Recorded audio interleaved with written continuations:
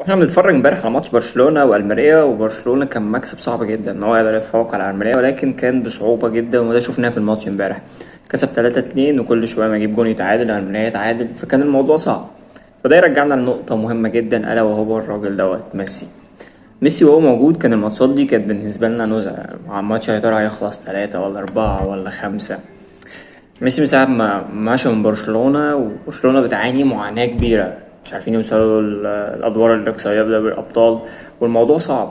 يعني ميسي كان بيوصل لنا اللي احنا الماتشات دي بالنسبة له سهلة، اللي هو عادي انت تعدي الأدوار الإقصائية، ده عادي جدا.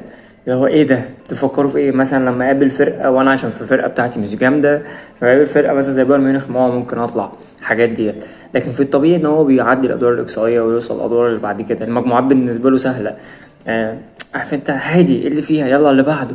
يعني كان شايل الفرقة ومداري عيوب برشلونة. ميسي باللي هو فيه ده كان شايل فرقة برشلونة ومداري عيوبها، وما زال كان ما زال مداري عيوبها، لدرجة اللي احنا ما شفناش اي حاجة لغاية ما هو مشي. لحد ما هو مشي الموضوع بقى صعب قوي على برشلونة وعلى الفرقة عموما.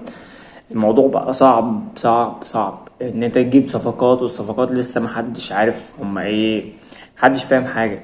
فده بصراحة ميسي كان مداري عيوب برشلونة. انا متخيل لعيب واحد بس هو اللي كان بيعمل كده. مش عارف انا اللي مش فاهم النادي والله، مش عارف.